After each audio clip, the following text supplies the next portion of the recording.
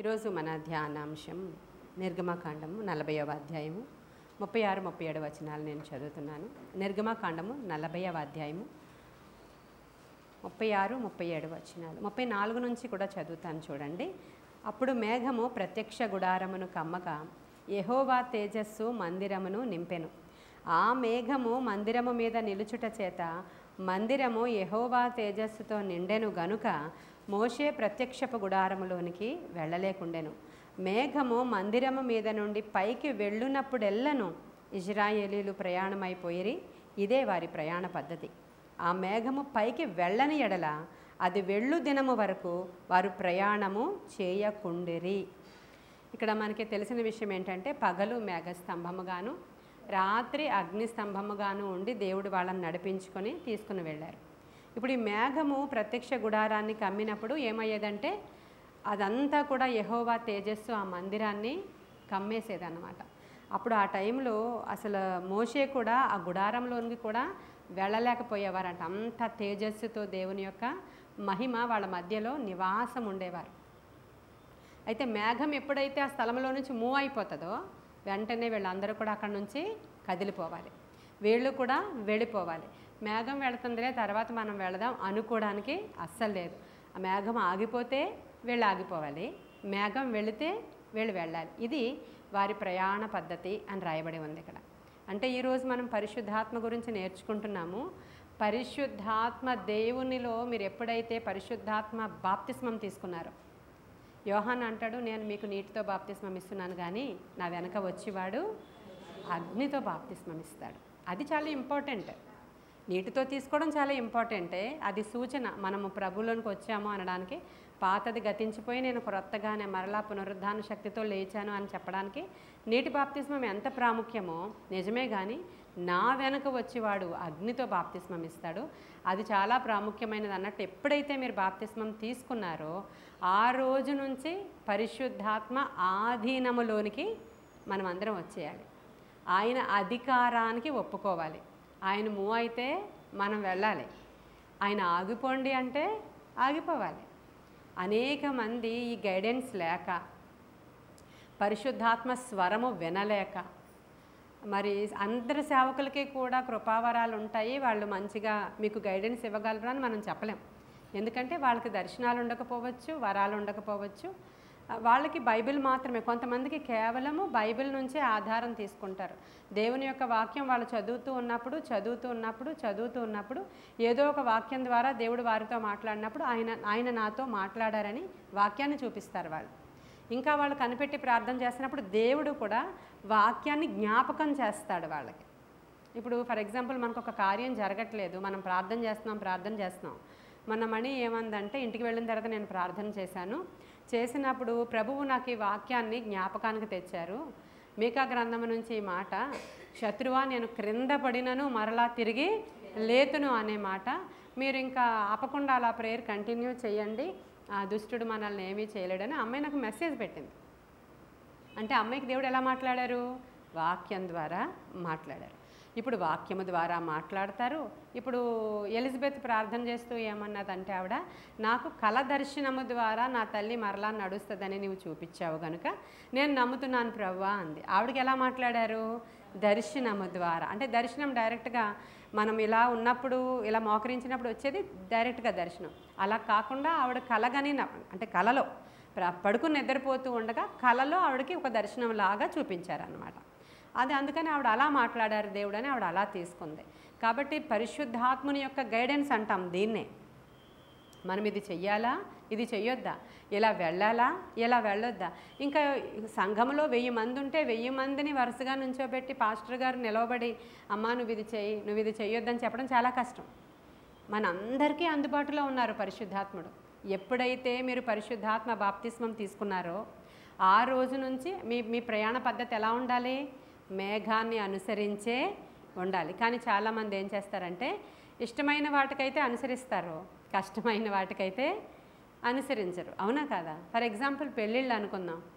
ఇప్పుడు మంచి సంబంధం వచ్చింది మీకు, మంచి సంబంధం వచ్చి చాలా మంచి ఉద్యోగం, అబ్బాయి చూస్తే చాలా హ్యాండ్సమ్గా ఉన్నాడు. ఇప్పుడు పాస్టర్ అమ్మ గారి దగ్గరికి కానీ ఈ రిక్వెస్ట్ తీసుకుని వెళితే పాస్టరమ్మ గారు ఇది దేవుని చిత్తం కాదమ్మా అన్నారనుకోండి, ఎంత పెద్ద డ్యామేజ్ ఇది. అందుకని ఏం చేస్తారంటే మేము ప్రార్థన చేసుకున్నాం, మాకు గైడెన్స్ వచ్చిందని అలా ప్రొసీడ్ అయిపోతారు. నిజంగా గైడెన్స్ వచ్చి అది మంచిదైతే ఓకే, వెళ్ళండి గుడ్. అది నీకు నిజంగా ప్రభు గైడెన్స్ ఇచ్చారు, అది దేవుని చిత్తము అయితే పర్వాలేదమ్మా. లేకపోతే తర్వాత ఫ్యూచర్లో చాలా భయంకరమైన డ్యామేజ్ని ఎదుర్కోవాల్సి వస్తుంది. మేఘము కానీ మనల్ని నడిపిస్తే ఏ ఊబిలోని మనం కూరుకుని పోము.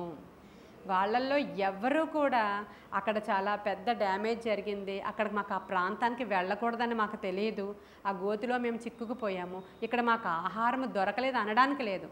ఆహారం లేకపోయినా ఆయన ఏం చేశాడంటే ఏలీమును వారికి చూపించాడు. హల్లెలూయా. 70 ఈత చెట్లు ఉన్నాయంట అక్కడ. హల్లెలూయా. వాళ్ళకి ఆహారం తినడానికి ఏ కొదువా లేకుండా లేని ప్లేస్లో కూడా ఆహారాన్ని పుట్టించాడు. అక్కడ ఏం లేదు, మిగతా వాళ్ళందరికీ ఏం దొరకదు, కానీ వీళ్ళు వెళ్ళినప్పుడు బండ నుంచి జలములను ప్రొవైడ్ చేశాడు. దేవుని చిత్తం చెప్పున అసలు అక్కడ జాబ్ లేని వ్యక్తిని కూడా చేసుకున్నా ఆయన బండ నుంచి నీటిని ఉబక చేసి తరువాత ఉద్యోగాన్ని వారికి అనుగ్రహిస్తారు. మనం దేవుని చిత్తాన్ని గ్రహించి ఆ మేఘమును పట్టుకుని మనం ముందుకు వెళ్ళిపోతే నీకు ఏ లోటు రానివ్వనని చెప్పినట్లు. ఈరోజు మనం మాట్లాడుకుంటున్న సబ్జెక్ట్ ఏంటంటే పరిశుద్ధాత్మ మేఘము యొక్క నడిపింపు. ఇది మీరు పరిశుద్ధాత్మను ఎదిరించడం అంటే ఎలా ఉంటుందంటే, ఇప్పుడు చెప్పిన దానికి విరోధంగా ప్రవర్తించడం. వద్దు, అక్కడికి వెళ్ళొద్దు అన్నాడు దేవుడు. అయినా సరే మా మమ్మీ రమ్మందే, మా చెల్లి రమ్మందే, మా ఇంట్లో మా హస్బెండ్ ఒప్పుకోవట్లేదు అని నువ్వు వెళ్ళొస్తావు. అక్కడికి వెళ్ళిరా, తర్వాత నీకు డ్యామేజ్ ఎలా ఉంటుందో. ఎందుకంటే ఇది మనం భయపెట్టడానికి చెప్పట్లేదు. ఎప్పుడైతే మీరు పరిశుద్ధాత్మను పొందుకున్నారో ఆయన అండర్లోనికి వెళ్ళాల్సిందే. లేకపోతే వాళ్ళని ఏమన్నాడంటే, ఎవరు స్టెఫెన్ ఏమన్నాడంటే, పితరులు కూడా ఈ విధంగానే చేశారు, మీరు కూడా ఈ విధంగానే చేస్తున్నారు, ముష్కరులారా అని తిట్టాడు. తెరవండి ఒకసారి అపోస్తుల కార్యాలు 7వ అధ్యాయము 51వ వచనం. ఇక్కడ స్టెఫెను మాట్లాడుతున్నాడు. ఎక్కడ మాట్లాడుతున్నాడు అంటే ఒక మహాసభలో మాట్లాడుతున్నాడండి. అక్కడ అబ్రహాము దగ్గర నుంచి జరిగినటువంటి ఇన్సిడెంట్ అంతా కూడా ఒక మెసేజ్ రూపంలో స్టెఫెను వాళ్ళతో మాట్లాడుతూ ఉన్నప్పుడు, అసలు స్టెఫెను మాట్లాడుతూ ఉండగా స్టెఫెను యొక్క ముఖరూపం అంతా కూడా మారిపోయి దేవదూతలాగా కనబడుతున్నాడంట. ఆ రోజు స్టెఫెను దేవదూతలాగా ప్రకాశిస్తూ ఉంటే వాళ్ళందరూ నోరు వెళ్ళబెట్టి వింటున్నారు ఆయన మెసేజ్ని. యవ్వనస్తుడు ఆయన అప్పటికే. అక్కడ ఉన్నటువంటి మహాసభలో ఉన్న వాళ్ళందరూ చాలా పెద్దవాళ్ళు, సన్హెడ్రిన్ సభ అది, చాలా పెద్దవాళ్ళు అక్కడ ఉన్న వాళ్ళందరూ. వాళ్ళతో ఈయనే మాట్లాడుతున్నాడు. అబ్రహాము దగ్గర నుంచి మొదలుపెట్టాడు మెసేజ్. స్టెఫెను ఎవరంటే అభిషేకం పొందుకున్నవాడు. హల్లెలూయా. అక్కడ కొంతమందిని దేవుని యొక్క సేవ చేయడానికి అలాట్ చేశారు, కొంతమందిని అక్కడ భోజనాలు పెట్టడానికి అపాయింట్ చేశారు. అభిషేకించిన వారిలో స్టెఫెను కూడా ఉన్నాడు. ఈయన వెళ్ళి అక్కడ మహాసభలో మాట్లాడి అబ్రహాము దగ్గర నుంచి స్టోరీ అంతా చెప్పుకొస్తున్నాడు. మీరు 7వ అధ్యాయం అంతా చదివితే మీకు తెలుస్తుంది. ఆ తరువాత మోషే గురించి చెప్పాడు, అందరి గురించి చెప్పాడు. ఆ తర్వాత 51 దగ్గరికి వచ్చేటప్పటికల్లా ముష్కరులారా అని తిడుతున్నాడు ఆయన. హృదయములను చెవులను దేవుని వాక్యమునకు లోపరచనొల్లని వారలారా. చూసారా, అర్థమైందా? ఇంకా ఉంది పరిశుద్ధ. మీ పితరుల వలె మీరును ఎల్లప్పుడూ పరిశుద్ధాత్మను ఎదిరిస్తున్నారు. మీరు పితరులు ఏం చేశారు? ఇదే ఫాల్ట్ చేశారు, ఇదే తప్పు చేసి దేవుడు ఎంత పరిశుద్ధాత్ముడు ఎలా మాట్లాడి వద్దు అని చెప్పినా ఇదే పరిశుద్ధాత్మను ఎదిరించారు. కాబట్టి మీరు ముష్కరులు. మీ పితరుల వలె మీరు కూడా ఎల్లప్పుడూ పరిశుద్ధాత్మను ఎదిరిస్తూ ఉన్నారు. మీ పితరులు ప్రవక్తలలో ఎవరిని హింసింపకయుండిరి అంటే పరిశుద్ధాత్మ గైడెన్స్ ద్వారా ఎవరైనా ఏదైనా చెప్తే వాళ్ళని హింసించడం మొదలుపెట్టేవారు పితరులు. అంతే కదా. రాజులు ఇది కాదు గైడెన్స్, ఇలా వెళ్ళొద్దన్నారు దేవుడు, నువ్వు ఇప్పుడు కానీ ఇలా వెళితే నీకు చాలా పెద్ద ప్రాబ్లం అవుతుంది అనగానే ఆ ఇర్మియా మూతి మీద కొట్టండి అని చెప్పాడు. ఎందుకని? ఆయన పరిశుద్ధాత్మ ప్రేరణతో మాట్లాడుతున్నాడు. రాజు నువ్వు ఇలా చేయడానికి వీల్లేదు, నువ్వు వెళ్ళకూడదు, నీకు పెద్ద డ్యామేజ్ అవుతుంది, నువ్వు ఇలా చేయొద్దు అంటే ఆయన మూతి మీద కొట్టి ఆ గోతిలో పడేయండి అంటారు. ప్రవక్తలను ఎవరిని బ్రతకనిచ్చారు? మీ పితరులు అందరినీ కూడా కొట్టడం, తిట్టడం, చంపడం, పరిశుద్ధాత్మను ఎదిరిస్తూనే ఉన్నారు. ఆ పితరుల వలె మీరు కూడా పరిశుద్ధాత్మను ఎదిరిస్తున్న ముష్కరులారా అని తిట్టాడు. మరి ఈరోజు మనం నూతన నిబంధన భక్తులమే. ఇది న్యూ టెస్టిమెంట్లోదే చూపిస్తున్నాను నేను మీకు. కాబట్టి సామెతల గ్రంథము 3వ అధ్యాయం 6వ వచనంలో ఏముందంటే, నీ ప్రవర్తన అంతటి అందు కూడా ఆయన అధికారమునకు ఒప్పుకొనుము, అప్పుడు ఆయన నీ ఉద్దేశ్యాలను సఫలము చేయును. హల్లెలూయా. ఇప్పుడు నీ ప్రవర్తన అంతటి అందు కూడా ఆయన ఉద్దేశ్యానికి లోబడాలంట, ఆయన చిత్తానికి లోబడాలంట. అప్పుడు మీ ముందర ఏమవుతుంది? మీ వేస్ క్లియర్ అవుతాయి. లేకపోతే వేస్ ఏమవుతాయి? మార్గాలు క్లోజ్ అయ్యి ఉంటాయి. మేము ఎంత ప్రార్థన చేసినా డోర్స్ ఓపెన్ అవ్వట్లేదు అని అంటున్నాం మనం. ఎందుకనంటే దేవుని చిత్తానికి మనము లోబడలేము. మన దగ్గర డబ్బులు చాలా ఎక్కువ ఉంటే ఒకలాగా ప్రవర్తిస్తాం, డబ్బులు ఏమీ లేకపోతే ఏమంటామంటే ఇంక దేవుడేనండి, మాకు ఇంక అన్నీ దేవుడే, దేవుడి మీదే మేము ఆధారపడిపోయాం, ఆయన ఏం చేస్తాడో, చంపుతాడో, తీసుకెళ్తాడో, ఉంచుతాడో ఆయన ఇష్టమండి అంటారు. అదే డబ్బులు ఉండనియండి, మీ ఇష్టమేదో అక్కడే మీరు ఇల్లు కొనుక్కుంటారు, మీ ఇష్టమేదో అక్కడే మీరు పనులు చేస్తారు, మీ ఇష్టమేదో అదే మీ పిల్లలకి కోర్సెస్ చదివిస్తారు, మీ ఇష్టమేదో అదే మ్యాచెస్ మీరు చూస్తారు. కాబట్టి ఇవన్నీ కూడా మనము ఎలాంటి వాళ్ళమంటే అసలు ఆయన మాటను పుచ్చేటువంటి అవిధేయులుగా ఈయన చెప్తున్నాడు. ఈ ప్రవర్తన అంతటి అందు ఆయన అధికారానికి ఒప్పుకుంటే అప్పుడు ఆయన నీ ముందర మార్గాల్ని సరళం చేస్తారు. ఇప్పుడు మేఘము మనల్ని నడిపించినప్పుడల్లా ఈ ప్రయాణ పద్ధతి వెంటనే స్టార్ట్ అయిపోతారు. వీళ్ళు ఆగిపోతే మీరు ఆగిపోవాలి. ఇలా పౌలుతో చెప్తారు. దేవుడు ఏమంటారంటే, ఆసియా వెళ్ళడానికి నువ్వు అన్నీ సిద్ధం చేసుకుంటున్నావు కదా పరిచర్యకి, అక్కడికి వెళ్ళడానికి వీలు లేదు, మాసిదోనియా వెళ్ళు అంటాడు. ఆయన రాత్రి మాట్లాడతాడు.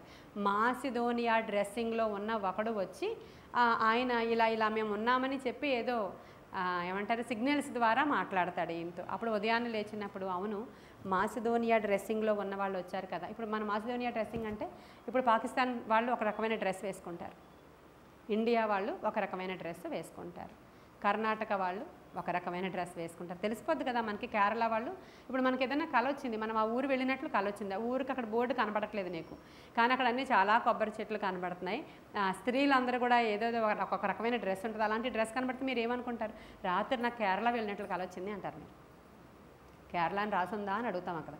అది రాసలేదు కానీ డ్రెస్సింగ్ అలా ఉంది. అప్పుడు అలాగా మాసిదోనియా డ్రెస్సింగ్ గలవాడు ఒకడొచ్చి మేము బంధకాల్లో ఉన్నాము, మమ్మల్ని విడిపించు అని చెప్పిన దర్శనం ఎప్పుడైతే వచ్చిందో ఈయన వెంటనే అక్కడికి వెళ్లకుండా పరిశుద్ధాత్మ మేఘము మాసిదోనియా మీదకి కదులుతుందన్నమాట. ఇప్పుడు ఆయన ఆ గైడెన్స్ తీసుకుని మాసిదోనియా వెళ్ళాడు. వెళ్ళగానే ఎక్కడికి వెళ్ళాడు? లూదియా అనేటువంటి స్త్రీలు వాళ్ళందరూ, అది విశ్రాంతి దినము, అక్కడ అంతా కూడా కొందరు స్త్రీలందరూ గ్యాదర్ అయ్యి దేవుని యొక్క లేఖనాలని వాళ్ళు అధ్యయనం చేస్తున్నారు. కానీ వాళ్ళకి వివరించి చెప్పేవారు అక్కడ ఎవరు కూడా లేదు, సమాజ మందిరం కూడా లేదు ఆ ఊరిలో. ఎందుకని సమాజ మందిరం లేదంటే, సమాజ మందిరం ఉండాలి అంటే లెక్క ఉంటుంది. కొంతమంది 100, 200 మందో 300 మందో యూదులైనటువంటి పురుషులు ఎక్కడుంటారో అక్కడ ఒక సమాజ మందిరం కట్టాలి.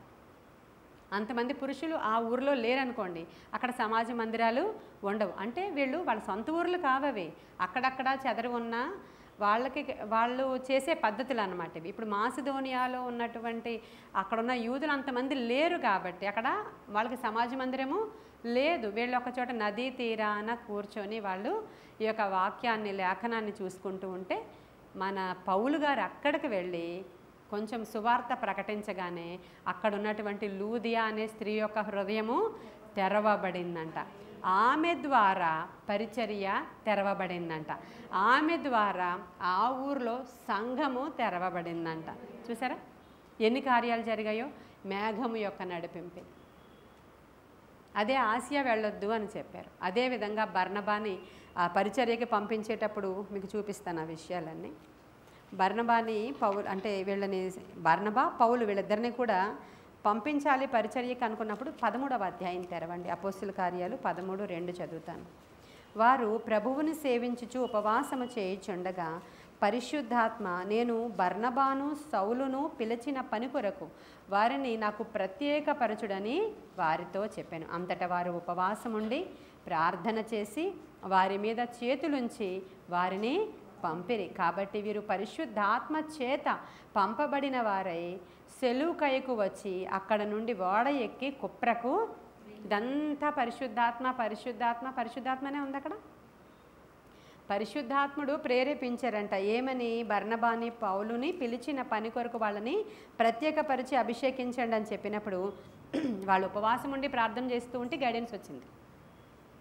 మనం ఏ విషయానికన్నా ఒక నిర్ణయం మీరు తీసుకోవాలి అనుకున్నప్పుడు వెంటనే పేపర్ మీద రాసి పాస్టర్లకు ఇవ్వడం కాదు.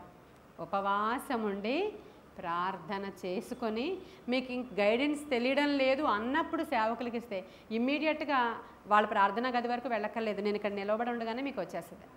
అలా ఎన్ని సాదృశ్యాలు లేవు మనకి, ఎన్ని సాదృశ్యాలు లేవు. ఇక్కడ నిలవబడి ఉండగానే నేను మాట్లాడేస్తాను. ఇప్పుడు మన చర్చిలో కొన్ని సంవత్సరాల నుంచి బిడ్డలు కలగలేదు. పూర్ణిమకి ఫస్ట్ బేబీకి కూడా నేను ప్రవచనం చెప్పాను. చెప్పినప్పుడు ఆ ప్రవచనం అప్పుడేమని చెప్పాను, నీ గర్భంలో ఆల్రెడీ బిడ్డ ఉన్నాడు అని మీరు చెక్ చేసుకోండి అని చెప్పాను. అప్పుడు తెలియదు అసలు తనకి ప్రెగ్నెంట్ అన్నట్టు. అంటే వాళ్ళకి తెలుసు అనుకుంటా, నాకు చెప్పలేదు. ఫస్ట్ టైం ఇంకా చెప్దాం అనుకుంటున్నాం. పాస్టమ్మ గారే చెప్పేశారు. నువ్వు కానీ పాస్టమ్మ గారికి చెప్పావా అని వాళ్ళ అబ్బాయి మమ్మీని అడుగుతున్నాడు. నువ్వు చెప్పావు, నేను చెప్పలేదు అసలు, మనం తర్వాత చెప్పాలనుకున్నాం కదా అని. మరి ఎవరు చెప్పారు? పరిశుద్ధాత్ముడు చెప్పారు. నేను ఆ అమ్మాయికి చెప్పాను. కానీ ఆ తర్వాత మరి 5th మంత్ 6th మంత్ వచ్చిన తర్వాత తన యూట్రస్ దగ్గర ఉన్నటువంటి చాలా లోపల ఆటంకంగా ఉన్నటువంటి సిస్టులు ఉన్నాయంట తనకి. కాబట్టి అది పిండం ఎదగకుండా అబార్ట్ అయిపోయింది. అది అయిపోయిన తర్వాత అవన్నీ క్లియర్ చేస్తేనే కానీ అవ్వదు అన్నట్టు డాక్టర్ గారు చెప్పారు. ఆపరేషన్ చేసి అవన్నీ తీస్తేనే నీకు పిల్లలు కనే యోగ్యత, పిల్లలు పుట్టే భాగ్యం ఉంది అన్నట్లుగా ఆవిడ చెప్పినప్పుడు అది ఇప్పుడు మళ్ళీ ఆపరేషన్ ఏంటి, బిడ్డలు పుట్టకుండా ఫస్ట్ ఆపరేషన్ ఏంటి, చాలా బాధగా ఆ పాప ప్రార్థన చేసుకుంటూ కనిపెడుతూ అసలు ఇంకా చాలా ఎక్కువగా నాకు బిడ్డలు కావాలి, నువ్వు ఏదైనా చేస్తావని ప్రార్థన చేసుకుంటుంది. ఆ రోజు వెళ్తూ ఆన్ ద వే కదా అని అక్కడికి మేము వెళ్ళి ఇలా నుంచున్నాం అంతే. ప్రాఫెసీ వచ్చింది. ఎప్పుడు వచ్చింది స్వాతి? జనవరి 24th వెళ్ళాను వాళ్ళ ఇంటికి. ఆ రోజు వీడియో ఉంది, ఫొటోస్ ఉన్నాయి, మాట్లాడినటువంటి మాటలు కూడా, ప్రార్థన కూడా రికార్డ్ అయ్యి ఉంది. ఆ రోజే ప్రాఫెసీ వచ్చింది తనకి. మరి ఈ నెలలో ఏ రోజు పుట్టారు భారతి గారు? 26వ తారీఖున చక్కని ఆడబిడ్డకి జన్మనిచ్చింది. హల్లెలూయా. అంటే మీరేం చేయక్కర్లేకుండా మీరు ఆశతో మీరు రగులుతూ ఇంటి దగ్గర ప్రార్థన చేసుకుంటూ ఉంటే దైవజనుల ద్వారా వచ్చేస్తుంది. మీరేం చేస్తారు? నేను వెళ్ళి నుంచున్నాను కానీ నాకేం చెప్పలేదు, ఎప్పుడూ నాకు చెప్పరు, నాకేమీ చెప్పలేదు, ఎందుకు చెప్తారు? నీకు ఒక వాంఛ ఉందా, ఆశ ఉందా, నువ్వు ఉపవాసం ఉండి ప్రార్థన చేసుకుంటున్నావా, ఒక విషయమై కనిపెడుతున్నావా ఏమన్నా? అప్పుడు ఆయన సేవకుల నుంచి మీతో మాట్లాడతారు, లేదా వాక్యము ద్వారా మీతో మాట్లాడతారు, కళల ద్వారా మీతో మాట్లాడతారు. ఆయన మాట్లాడే ఛానల్స్ చాలా ఉన్నాయి. కాబట్టి అలాగున దేవుని యొక్క పరిశుద్ధాత్మ యొక్క నడిపింపు మనం ఇలా తీసుకోవాలి. యెషయా గ్రంథం ఒకసారి తెరుస్తారా? 57వ అధ్యాయం 18వ వచనం. నేను వారి ప్రవర్తనను చూచితిని, వారిని స్వస్థపరచుదును, వారిని నడిపింతును, వారిలో దుఃఖించు వారిని ఓదార్చుదును, వారిలో కృతజ్ఞతాబుద్ధి పుట్టించుచు దూరస్తులకు సమీపస్తులకును సమాధానమని చెప్పి నేనే వారిని స్వస్థపరచదనని యెహోవా సెలవిచ్చుచున్నారు. ఎప్పుడు ఇదంతా జరుగుతుంది? ఫస్ట్ వచనంలోనే ఉంది. నేను వారి ప్రవర్తన, అప్పుడు ఇదంతా జరుగుతుంది. మీ ప్రవర్తన ఎవ్వరు చూడట్లేదని మీరు అనుకుంటారు. మందిరంలో ఉన్నప్పుడు పాస్టమ్మ గారు చూస్తారు మీ ప్రవర్తన. ఇంటికి వెళ్ళాక ఎవ్వరు చూడట్లేదు, మార్కెట్కి వెళ్ళాక ఎవ్వరు చూడట్లేదు, నీవు ఇంట్లో నీ పిల్లలతో ఉన్నప్పుడు ఎవ్వరు చూడట్లేదు, నీ భర్తతో నువ్వు బిహేవ్ చేసినప్పుడు, అంటే మాట్లాడేటప్పుడు, ప్రవర్తించేటప్పుడు నీ యొక్క గర్వము, నీ అహంకారము, లేకపోతే నీ విసుగుదల చెందిన మాటలు, లేకపోతే ఏవో నాకు తెలియదు, అవన్నీ నేను చూడట్లేదు. నీ ప్రవర్తనను చూచే దేవుడు ఒక ఆయన ఉన్నారు. నీ ప్రవర్తన అంతటి యందు నా అధికారానికి నీవు ఒప్పుకుంటే అప్పుడు నేను ఇలా నీ ముందర వేసని క్లియర్ చేస్తా.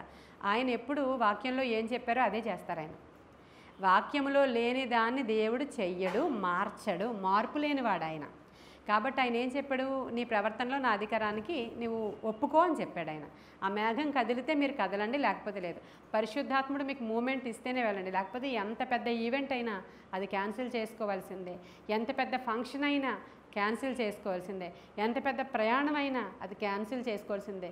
అదర్వైజ్ వెళ్ళు, ఏమవ్వదు, అక్కడికక్కడ ఏం చచ్చిపోవు నువ్వు. కానీ దాని డ్యామేజ్ ఖచ్చితంగా నీవు అనుభవించాల్సి వస్తుంది. నీకు తెలుస్తుంది, అది నేను వెళ్ళి చేసిన తప్పే ఇదని తెలుస్తుంది. కానీ నువ్వు అనుభవించడానికి సిద్ధంగా ఉన్నప్పుడు వెళ్ళిపోవడం ఇవన్నీ జరుగుతున్నాయా లేదా మీ జీవితంలో? జరిగాయా? జరుగుతాయి. కానీ కొంతమంది ఏం చేస్తామంటే బండగా వెళ్ళిపోతాం అంతే. ఆ తర్వాత ఏడ్చుకుని క్షమించమని అడుగుతూ ఉంటారు దేవుని, పదే పదే క్షమాపణలు అడుగుతూ ఉంటారు. వెళ్ళిపోయాను, చేశాను, వెళ్ళాను, తినేశాను, అయిపోయింది ప్రభు నన్ను క్షమించండి, మా పాస్టర్ గారు చూడలేదు, అదైతే చాలు అని. అందుకనే దేవుడు ఏమంటున్నాడంటే మీ ప్రవర్తన నేను చూస్తాను, నేను చూస్తాను, ప్రతి మూమెంట్ని చూస్తాను, నేను నీ ప్రవర్తనని నేను చూచి తిని ఆ తర్వాత నిన్ను స్వస్థపరచడానికి, మరి దుఃఖములో నువ్వు ఉన్నప్పుడు నిన్ను ఓదార్చడానికి, నీలో కృతజ్ఞతాబుద్ధి పుట్టించు దూరస్తులకు సమీపస్తులకు మీ ఇంట్లో సమాధానము రావడానికి, నేను మిమ్మల్ని స్వస్థపరచడానికి మీ ప్రవర్తనను బట్టే నేను ట్రీట్మెంట్స్ ఇస్తాను. అక్కడ మీనింగ్ అది. నాకే ఎందుకు జరిగింది, నాకే ఎందుకు వస్తుంది, మా ఇంట్లోనే ఎందుకు ఎలా ఉంది, మా ఆయన గారే ఎందుకు ఎలా చేశారు, మా భార్యే ఎందుకు ఎలా ఉంది, నా పిల్లలకే రావాలా, మా పిల్లలే ఎందుకు ఎలా ఉన్నారు, మా పిల్లలకే ఎందుకు అవట్లేదు అంటే నీ ప్రవర్తనను బట్టేనమ్మా అని చెప్తున్నాడు దేవుడు. వచ్చిందా ఆన్సర్? మీ ప్రవర్తన బట్టే మీకు జరిగింది ఇది. నేను అన్యాయస్తుడను కాను, నేను అన్యాయస్తుడను కాను, మీరు ఇలా చేస్తే నేను ఇలా చేస్తాను, నా ఆజ్ఞలు నా కట్టడలు అనుసరించి మీరు నడుచుకొనిన ఎడల నేను ఈ భూమి మీద ఉన్నటువంటి సమస్త మంచి పదార్థాలతో నేను మిమ్మల్ని దీవిస్తా. బయటికి వెళ్ళినప్పుడు దీవెన, లోపలికి వచ్చినప్పుడు దీవెన, గడప యొద్ద దీవెన, గవినిలో దీవెన, పిండి పిసుకు తొట్టులో దీవెన, మీ నూనె బుడ్డిలో దీవెన, ప్రతి ఏరియాలో బ్లెస్సింగ్ చూస్తారు మీరు. ఎప్పుడంటే నా కట్టడలను నా ఆజ్ఞలను అనుసరించి నీవు నడుచుకొనిన ఎడల. ఇప్పుడు నీ యవ్వనంలో నీ యొక్క మరి అంటే మ్యారేజ్ అయినప్పుడు, లేకపోతే నువ్వు మంచిగా నీ యొక్క కుటుంబ వ్యవస్థ ప్రారంభించినప్పుడు నీకు ఇంత గైడెన్స్ లేకపోవచ్చు బహుశా. ఇప్పుడు మనం వెనక్కి వెళ్ళలేం, కానీ అవిధేయతలను ఒప్పుకొని దేవుని దగ్గర ఎప్పుడైతే విడిచిపెడతామో అప్పుడు వాటిని ఆయన క్షమించి వీపు వెనకాల పారవేస్తారు, ఆయన సముద్రగాధంలో విసిరేస్తారు. అప్పుడే లెక్క చెప్పకండి. ఇప్పుడు చాలామంది ఇలా అంటారు, అంటేనండి మరి ముందంతా మేము అన్యులం కాబట్టి, లేదంటే ముందంతా నాకు తెలియదు కాబట్టి అప్పుడు చేశాను, అంతేగాని ఇప్పుడేం చేయలేదండి అని నీకు నువ్వు భ్రమపడొద్దు. ప్రతి దినము చేస్తున్న ప్రవర్తనను దేవుడు చూస్తాడు. నీవు లేచుట, నీవు కూర్చుండుట, నీవు పరుండుట, నీవు నడచుట, నీ మాట నీ నోటికి రాక మునిపే ఆయనకి తెలుసంట. నీ ప్రవర్తనను చూచి నేను ఇదంతా, ఎంత బాగుందో కదా యెషయాలో ఎంత క్లియర్గా చెప్పారు చూసారా. మీ ప్రవర్తనను బట్టి మీకు ట్రీట్మెంట్స్ అండి, నా ప్రవర్తనను బట్టి నాకు ఈ ట్రీట్మెంట్ అండి. అదనమాట దేవుని యొక్క పద్ధతి. మనకు అప్పగించింది మనమే చెయ్యాలి. అప్పటి వరకు ఆయన దీర్ఘశాంతము గలవాడు, అలా చూస్తుంటాడు అంతే ఆయన. సరేలే, ఎప్పటి వరకు నువ్వు అలాగ తిరుగుతావో తిరిగేసిరా, లాస్ట్లో మళ్ళీ చెప్తాను ఏం చేయాలో అంటాడు ఆయన. కాబట్టి మనం ఇప్పుడే ఆయన అధికారానికి లోబడిపోయామనుకోండి, మన ప్రవర్తన అంతటి యందు ఆయన అధికారానికి లోబడితే మన ముందర ఉన్నటువంటి మార్గాలన్నీ కూడా, ఏ ఏరియాలో లోబడట్లేదో ఒకసారి చూసుకోండి. రాత్రి సమయంలో లేచి ప్రార్థనకు లేపుతారు ప్రభు, శరీరం సహకరించదు, లోబడట్లేదేమో చూసుకోండి. నేను నిన్నే చెప్పాను మీకు, మనము ప్రార్థన చేస్తే పట్టణము తల్లక్రిందులు అవ్వాలి, వారు కూర్చుండి ఉన్న స్థలమంతా కూడా భూమి కంపించిందంట ప్రార్థన చేస్తే. మీకు ఈ యొక్క మెసేజ్ కూడా ఉంది మనకి వీడియోలో మనం చెప్పాం. మనం ఎప్పుడు ఉపవాస ప్రార్థనలు స్పెషల్గా ఇలా ప్రకటించుకున్నా ఖచ్చితంగా ఫస్ట్ డే ఆర్ ఆ వీక్లో భూకంపం వస్తుంది. ఈ మెసేజ్ నేను పెట్టాను, అవునా కాదా? ఈ మెసేజ్ ఆల్రెడీ ఉంది యూట్యూబ్లో, చాలామంది విని అవునా అండి మీరు ప్రార్థన చేసినప్పుడు భూకంపం వచ్చిందా అని కూడా నాకు మెసేజ్లు పెట్టాను. ఇప్పుడు మరలా మనం 30 రోజులు చేస్తున్నాం, 3వ రోజు నిన్న. 3వ రోజు రాత్రి నేను తెల్లవారుజాను ప్రార్థనకి లేచి 3 గంటలకు, నేను 2:15కే లేచిపోయాను అనమాట. రాత్రి లేచి నేను ప్రార్థన చేసి 2:15కు లేచాను కాబట్టి 3:45కు పడుకుని పోయాను నేను. అంటే 3:30కే అయిపోయింది, నాకు ఇంకా రావట్లేదు ప్రార్థన ఏమి. అది నేను హాల్లో పడుకున్నాను అనమాట. అంటే హాల్లోనే ప్రార్థన చేస్తాను కదా నేను, వచ్చి నా మిస్పా స్థలం దగ్గర అక్కడే పడుకున్నాను నేను దివాన్ మీద. పడుకుంటే 4 దాటింది, దాటగానే మొత్తం నేను వైబ్రేట్ అయిపోతున్నాను, నా దివాన్ వైబ్రేట్ అయిపోతుంది. ఇది హోలీ స్పిరిటా ఈవిల్ స్పిరిటా అనుకుంటున్నాను నేను. అంటే ఒంటరిగా ఉన్నాను కదా, పాస్టర్ గారు అక్కడ నిద్రపోతున్నారు కదా, అక్కడ పడుకుంటే ఏం సౌండ్ వచ్చినా భయమేదు, ఇక్కడ పడుకుంటే చిన్న సౌండ్ వచ్చినా మనకు అలా అనిపిస్తుంది కదా, ఎంత నిద్రపోతున్నప్పుడు అలా అనిపిస్తుంది. ఇక్కడ పడుకున్నప్పుడే అవుతుంది ఎప్పుడు అని చెప్పి కళ్ళు తెరిచి మళ్ళీ మొత్తం చూసుకున్నాను నేను. మొత్తం చూసుకొని ఇది నాకు ఎవరు కదిపారు, నా దివాన్ని నన్ను ఇద్దరిని కదిపేశారు, ఎవరు కదిపారు అని చూసుకుంటే ఇంకేమీ రాలేదు. నాకు ఎవరు ఏం చేయగలరులే అని మళ్ళీ నిద్రపోయాను నేను. నిద్రపోతే 8 o'clockకి పాస్టర్ గారు యూట్యూబ్లో చూస్తుంటే విశాఖపట్నానికి భూకంపం వచ్చింది అని రాసిందంట. నేను చాలా ఆశ్చర్యపోయాను. మనకి ఇదేం పెద్ద ఆశ్చర్యమైన విషయం కాదు. ఎవ్రీ టైం ఎప్పుడైతే ఉపవాసం నేను ప్రకటించుకొని ఉంటాము, ఇక్కడికి వచ్చి కూర్చున్నప్పుడు ఇదంతా కంపించడం మీలో చాలామందికి తెలుసు. ఇవన్నీ కూడా మరలా మూడవ దినం ఉపవాస దినం ఇది వైజాగ్లో పెద్ద శబ్దం కూడా వచ్చిందంట కొండ మీద మాధవధార దగ్గర. మాకైతే శబ్దం రాలేదు, ఇంకెవరికి తెలియలేదు, బెడ్రూమ్లో ఉన్న వాళ్ళకి ఎవరికీ తెలియలేదు. అంత సూచనలు చూపించే దేవుడు.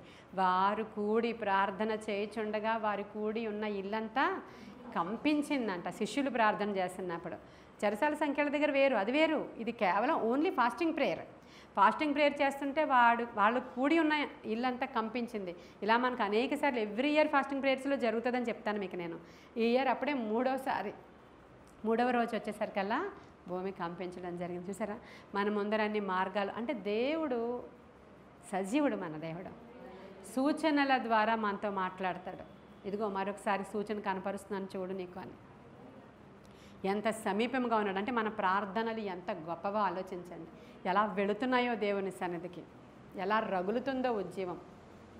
సరే, చాలామంది అంటున్నారు అంటే మేము అక్కడికి రాలేకపోతున్నాం కాబట్టి పరిశుద్ధాత్మ కొరకు ఎలా ప్రార్థన చేసుకోవాలో చెప్పండి అని. ఇంకా ఏం చెప్పను, నేను మెసేజ్లో చెప్తున్నానుగా. ఏం చెయ్యాలో చెప్తున్నాను, ఎలా చేయాలో చెప్తున్నాను. అయితే మన చర్చ్ మెంబర్స్ ఉన్నారు కదా, ఇయాన్ వాళ్ళ ఫాదర్ తెలుసు కదా, సిరిల్ అందరికీ. ఆయన బెంగళూరులో జాబ్ చేస్తున్నారు కాబట్టి మనకి 2 వారాలు ఇక్కడికి రాలేకపోతున్నారు. 1 నెల ఇక్కడ చేస్తే 1 నెల అక్కడికి వెళ్ళాలి. మన ఫస్ట్ డే అభిషేకానికి లేరు, మరలా మొన్న ఆదివారం కూడా లేరు. కానీ విపరీతంగా రోజు చూస్తూ పరిశుద్ధాత్మ గురించి తను ఆరాటపడుతున్నట్లు నాకు తెలియదు.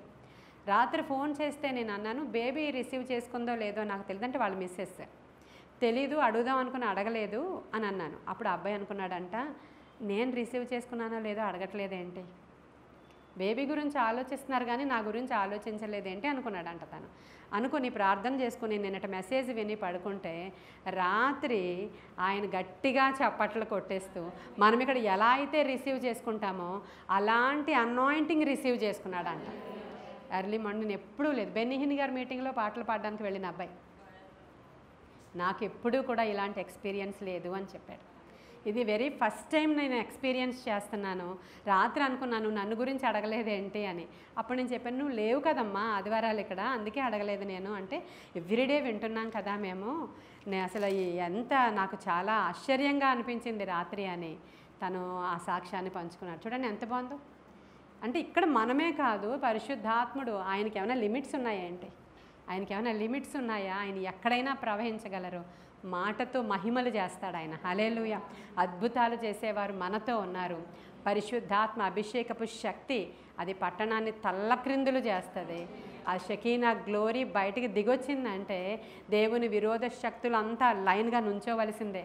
అది మనకి స్పష్టంగా చూపించారు దేవుడు. కాబట్టి ఇట్టి కార్యాలు ప్రభు నీ పక్షంగా నా పక్షంగా జరిగించడానికి ఇష్టపడుతూ ఉన్నారు ఆయన. మరి ఈరోజు పరిశుద్ధాత్మ అభిషేకముతో నింపబడిన మనము నీ మేఘము క్రిందకి వస్తున్నామయ్యా, నీ మేఘము కింద బాప్తిస్మము తీసుకున్నామయ్యా, మేము పరిశుద్ధాత్మ అభిషేకములో ఉన్నాము. నా ప్రవర్తన అంతటి అందు నీ అధికారానికి నేను ఒప్పుకుంటున్నాను. ప్రార్థనకు లేపినప్పుడు లేస్తే ఆయన యొక్క మాటకు లోబడినట్టు. మందిరానికి వెళ్ళమనే గైడెన్స్ ఉంటుంది, కానీ బలంగా అణిచేసుకుని ఇంటి దగ్గర ఉండిపోతారు చాలామంది. అంటే ఏదో ఒక పనుల నిమిత్తమై, లేదంటే పక్క నుంచి వాడు మాట్లాడుతూ ఉంటాడు, నీకు వాడు ఎప్పుడూ మాట్లాడుతూనే ఉంటాడు, వాడు అస్మాను తిరుగుతూనే ఉంటాడు. ఇవాళ ఏమి వెళ్తావులే, ఉండిపో, నీ కడుపులో నొప్పి వస్తుంది, నీకు నడువులో నొప్పి వస్తుంది, నీకు కాళ్ళు నొప్పి వస్తుంది, నీకు అస్సలు బాగాలేదు, నీకు గొంతే బాగాలేదు అంటే అలా ఏదో ఒకటి మాట చెప్తూ ఉంటాడు. జయించుకొని పరిశుద్ధాత్ముడు చెప్తాడు, లేదు నువ్వు ఎలా అయినా వెళ్ళాలి, నీకోసమే కదా అక్కడ పెట్టారు, నువ్వు వెళ్ళాలి, నువ్వు అభిషేకం పొందుకోవాలి, నీకు విడుదల కావాలి, నీ ఇంటికి నువ్వు యాజకురాలివి, నువ్వు వెళ్ళాలని చెప్తుంటాడు ఆయన. ఆయన మాటకి లోబడి వచ్చి ఇక్కడ కూర్చుండిపోయామనుకోండి, ప్రతి నీరసం నిస్సత్వ బయటికి పారిపోతుంది, అద్భుతాలు జరుగుతాయి. కాబట్టి అట్టి కార్యాలు ఆయన మేఘము క్రింద ఉన్న వాళ్ళందరూ చూశారు.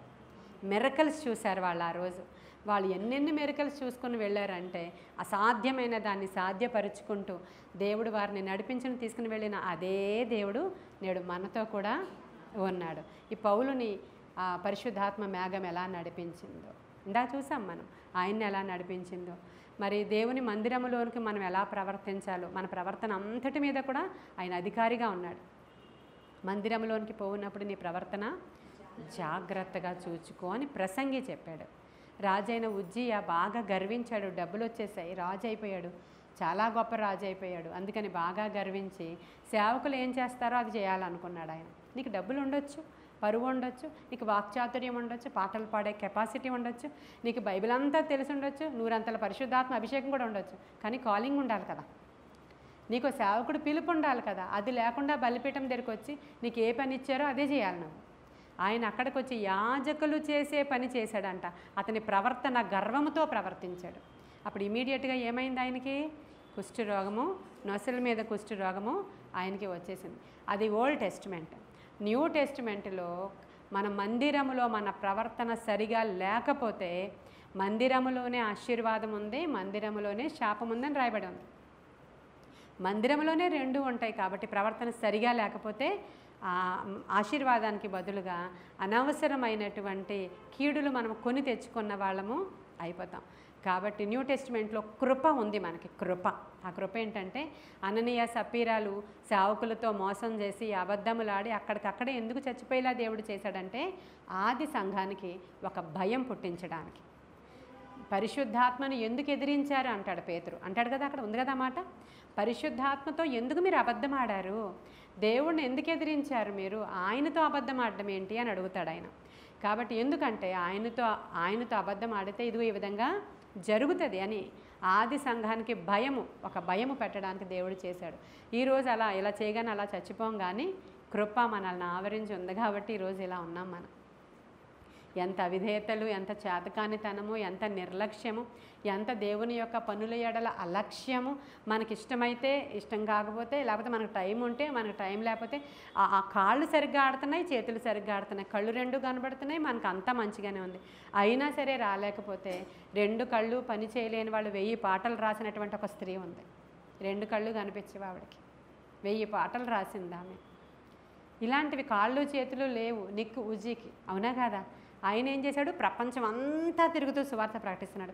మనకి 2 కాళ్ళు ఉన్నాయి, 2 చేతులు ఉన్నాయి, ముక్కు ఉంది, అన్నీ ఉన్నాయి మనకి. సమస్త అవయవాలతో పుట్టించాడు. ఇంకా నొప్పులు ఏంటండి మనకి? దేవుని సన్నిధికి రావడానికి ఆ నీరసము నిస్సత్తువ ఏంటి? కాబట్టి శక్తినిచ్చేవాడు ఆయన. మనుషుడు రొట్టెతో కాదు కానీ దేవుని నోటి నుంచి వచ్చిన మాటతోనే బ్రతుకుతాడు. అది సత్యం. అది ఆయనే బలమిచ్చేవాడు, నడుము బలపరిచేవాడు ఆయనే. మన నడు కట్టుగా ఉన్నవాడే ప్రభువు. కాబట్టి అట్టి కార్యాలు ఆయన చేస్తాడు. మన ప్రవర్తన ఆయన చూస్తున్నాడు. యెషయాలో చూపించాను మీకు. ఎవ్రీడే మిమ్మల్ని చూస్తాడు ఆయన. ఇప్పుడు కూడా నన్ను చూస్తున్నాడు, మిమ్మల్ని చూస్తున్నాడు. కాబట్టి మన ప్రవర్తన సరిగా ఉంటే మన ఇంట్లోకి సమాధానం, స్వస్థత, నెమ్మది, దీవెన అన్నీ ఇస్తాననే వాగ్దానాన్ని బట్టి దేవునికి మహిమ కలుగునుగాక. ఈ కొన్ని మాటలు దేవుడు మన వినికిడిలో దీవించునుగాక. నాతో పాటు ప్రార్థనలు ఏకీభవించండి. యూట్యూబ్లో చూస్తున్న వారు, ఇక్కడ కూర్చున్న వాళ్ళందరం కూడా ప్రార్థనలో ఏకీభవించండి. ఇప్పటి వరకు మనము సరైన ప్రవర్తన కలిగి ఉండలేదేమో. అడుగుదాం దేవుణ్ణి, నాయన నీ మాటకి లోబడే మంచి మనసు నాకు ఇవ్వండి. నాలో బద్ధకపు దురాత్మ తీసివేయండి. నా అవయవాలన్నీ సరిగా ఇచ్చావు, నీకు వందనాలయ్యా. ఇలా ఆయుష్కాలం పొడిగించావు. నాకంటే చిన్నవాళ్ళు, నాకంటే పెద్దవాళ్ళు ఏం కాకుండా చనిపోతున్నారు. ఎన్నోసార్లు నేను బస్ ప్రయాణం చేశాను, కానీ నా బస్సుని సురక్షితంగా ఉంచావయ్యా. ఎన్నోసార్లు బైక్ మీద వెళ్ళాను, నేను సురక్షితంగా ఉన్నాను. ఎన్నోసార్లు ప్రయాణ సాధనాలు ఉపయోగించాను. రోడ్డు మీద నడిచి వెళ్ళేవాళ్ళు అక్కడికక్కడే పడి చనిపోయిన సంఘటనలు ఉన్నాయి. కానీ నీ కృప కదా, నీవు ఇచ్చిన ఆయుష్కాలం నిన్ను మహిమపరచడానికే. మన్ను నిన్ను సన్నిధించదని ఆయన. దేవా సహాయం చేయండి. ఈ దినము నుంచి నీకు లోబడ్డానికి, పరిశుద్ధాత్మ మేఘము యొక్క నడిపింపుకు అయ్యా నేను లోబడ్డానికి, దేవాని కొరకు వాడబడ్డానికి, నీ ఆత్మతో నింపబడ్డానికి, నీ అభిషేకముతో కప్పబడ్డానికి, నా ప్రవర్తన అంతటి యందు నీ అధికారానికి ఒప్పుకోవడానికి సహాయం చేయమని వేడుకుంటున్నాను. కొంతవరకు మంచిగా ఉన్న తర్వాత లోబడనొల్లని కారణంగా నా పంటంతా కాలిపోతుంది ప్రభువా. మరలా మొదటి నుంచి విత్తనాలు విత్తుకునే స్టేజ్లో అయ్యా మరలా నేను వెళ్ళిపోతున్నాను, నన్ను క్షమించు తండ్రి. స్థిరమైన మనసు ఇస్తానన్నాడు యెషయాలో. మిమ్మల్ని స్థిరంగా ఉంచుతానంటున్నాడు. ఎప్పుడు అంటే ఆయన ప్రవర్తన చూసి ఆయన ఎస్టిమేషన్ వేస్తాడని అర్థమైపోతుంది కనుక దేవా వినుచున్న వారిని దీవించండి. ఇదిగో ప్రార్థనలో ఏకీభవించిన వారిని దీవించండి. వినుచుండగా అభిషేకము వారి మీదకి కృమ్మరించబడునుగాక, ఆత్మకార్యాలు జరుగునుగాక, అద్భుతాలు జరుగునుగాక, విడుదల కలుగునుగాక. నాయన మాలో ఉన్న నిర్లక్ష్యము, అలక్ష్యము బయటికి పారిపోవునుగాక. శోధన ద్వారా నాయన ఈ స్థలంలోనికి రావడానికి మాలో అనేకులకు నీవు అవకాశం ఇచ్చావు తండ్రి. అందును బట్టి వందనాలు. శ్రమ కలిగి ఉండటం నాకు మేలాయన అన్నాడు దావీదు. అలా నాయన మేము నాయన నీ యొక్క నాయన నా తండ్రి ప్రభ మందిరావరణలో గడపడానికి అవసరమైన కృప మా అందరికీ ఇచ్చినందుకు వందనాలు. ఈ 30 డేస్లో అధికముగా ఉపవాసము ద్వారాను, ప్రార్థనల ద్వారాను, యాచనల ద్వారాను, విజ్ఞాపన ద్వారాను మీరు ఏమి ప్రార్థించమని మాకు గైడ్ చేస్తున్నారో ఆ గైడెన్స్ చెప్పున వెళ్ళిపోవడానికి అవసరమైన కృప మాకు దయచేయమని, ఎస్పెషల్లీ ఇక్కడ కూర్చున్న వారందరి మీద నీ ఆత్మాభిషేకం ఉంచి నడిపించమని, యూట్యూబ్లో వినేవారందరి మీద నీ పరిశుద్ధ అభిషేకము దిగివచ్చులాగున, వారి కట్లు త్రెంచబడులాగున, వారు ఇంకా ఆత్మతో నింపబడులాగున సహాయం చేసి నడిపించమని యేసయ్య శ్రేష్ఠ నామంలో అడుగుచున్నాము తండ్రి. Amen, amen, amen. God bless.